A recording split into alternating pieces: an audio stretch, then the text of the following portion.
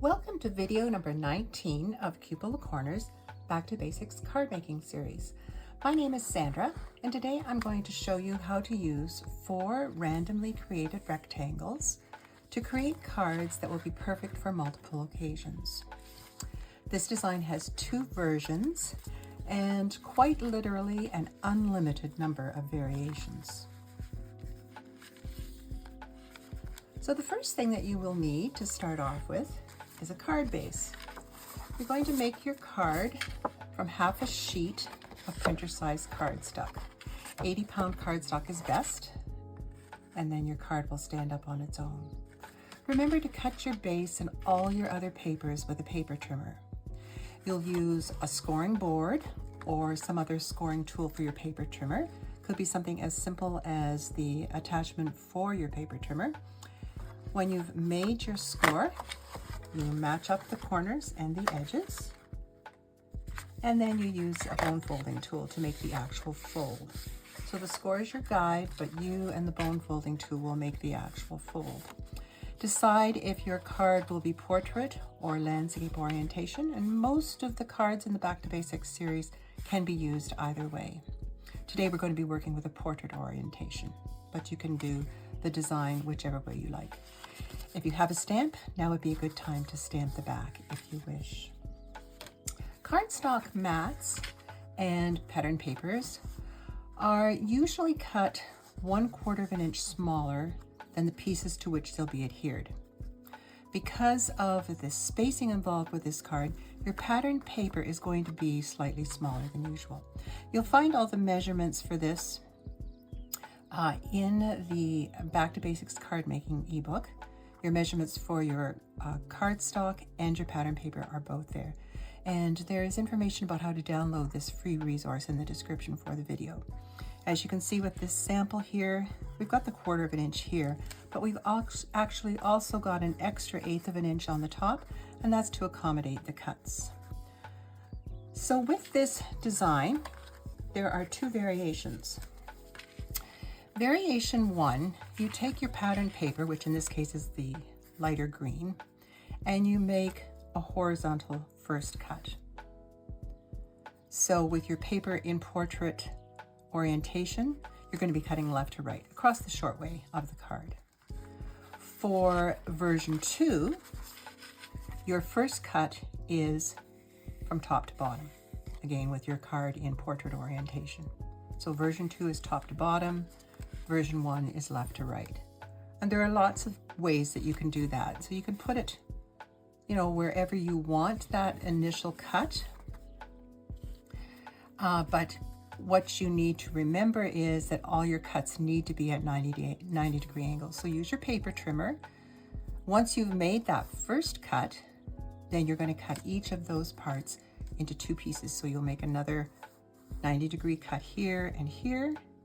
And that is why your paper gets spaced out the way it does. Okay, so you can see here we've done the left to right or horizontal and then made the 2 cuts. And then version 2, we've got top to bottom and then our next cuts. And again, top to bottom and then our next cuts. And like I said earlier, there's literally like limitless ways that you could actually do that. So for this card that we're going to make today, we're going to do a horizontal cut first. So we're going to work left to right. So I'm just going to put this down. And you can do it anywhere. If you want to get precise with your measurements, then you can definitely do that. You can see we've got our cut that way. Now we're going to turn and we're just going to do cuts here. And as long as you've got your paper up against the guide on the trimmer, you're fine. So there's your 2 pieces there, and then we'll make this one over here, like so. So it's a good idea to keep these lined up so that you know which paper goes beside which. With this paper, it's not so critical, but you may have a pattern paper that you're working with that will definitely need to be sitting beside its partner piece. And then you're just going to glue those on here, and you will have 1/8 of an inch all the way around if you've followed the measurements from the first card, from the first piece. Like so. You're just going to glue those on. So we'll move ahead here. This is the one that I prepared for this class today. When you glue your pieces on, use a repositionable tape runner. It's easy to move the pieces around if you need to, if you want to make any alterations, easy to lift it off. There's going to be 1/8 of an inch between all your pieces and around the outside. So once you have glued everything into place, it's time to embellish your card. And there are lots of different possibilities for embellishments. You can see we've used gems, die cuts, mulberry flowers, buttons, more die cuts, some pearl brads, lots of things. For this particular card, we are going to use some brads. And I've also prepared a little butterfly. And he's my favorite, as you probably know. I'm going to put him there. I'm going to put Get Well Soon up here. And I'm going to use the one brad to go through my mulberry flower, which go here. And then I've got 3 more brads for on the side. Now, the holes for the brads were made with my Japanese screw punch. Very easy to use, very handy tool for card making. Mark where your holes are and just place your screw punch over the mark. A couple of plunges will drill through 2 sheets of paper quite easily. There is a video on my YouTube channel about using the Japanese screw punch, and I will include a link in the description for this video for the Japanese screw punch video. So our flower is going to go here, and our other brads down here. You don't necessarily need to fill up all 4 of the rectangles, but you can. Some of the samples that I made use just some of the parts. It depends on what you want to do. It's entirely up to you. This is a very, very versatile design. And I'm going to glue my little Get Well Soon with a glue pen. Lots of different glue pens out there. And you can get one like this, a Zig one that just has the glues all in here, and when it gets down to here, you just have to squeeze it out. There's a bulb on there. You just put little dots of glue around. Like I said, there are lots of different glue pens that you can find out there in the market.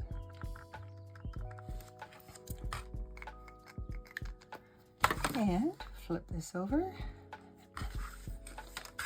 That's going to go up here. Get Well Soon.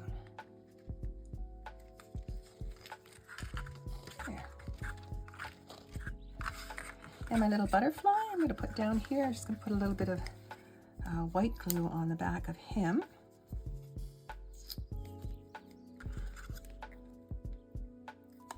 Or maybe not. Oh. No, we're going to use the glue pen instead. Sometimes things don't work out the way you planned.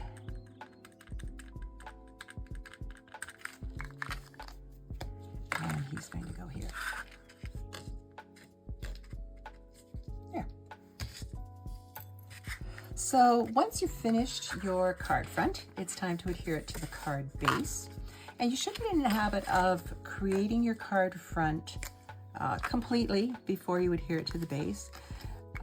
This is important because as you start designing and creating more sophisticated cards, you'll find that it's more critical. You don't want, for instance, brads after you've attached this to say, oh, a brad would look nice there, and then have it go through and show on the inside of your card.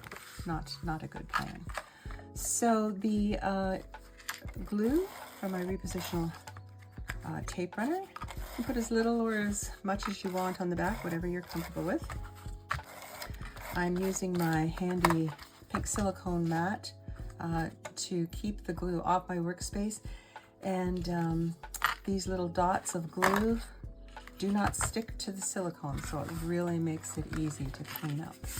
And then we're just going to center this left and right. and top and bottom, like so. And because you're using a repositionable tape runner, if you don't like what you did, you can always lift it off and do it again. On the inside, I've cut a matching mat and a piece of white cardstock, which is the same cardstock that the card base is made from. I've also put a little accent strip across, and I've used some stickers that were part of a set that came with this this paper. It's called Copper Canyon, very pretty. And you can write your note there. You can also stamp a message. I've also even put this paper, the 80-pound, will go through my inkjet printer, and I've done messages that way, and then cut out the cardstock from the 8.5 by 11 sheet and glued it onto the mat that way. And there you have it, basic but beautiful. This card, like most of the basics designs, can be used portrait or landscape. So this could be turned this way, and I could just rotate things around the way I wanted to use it. So making cards is lots of fun. All the cutting instructions and the measurements for this card design can be found in the Back to Basics Card Making Series ebook. There's one that I didn't do every rectangle.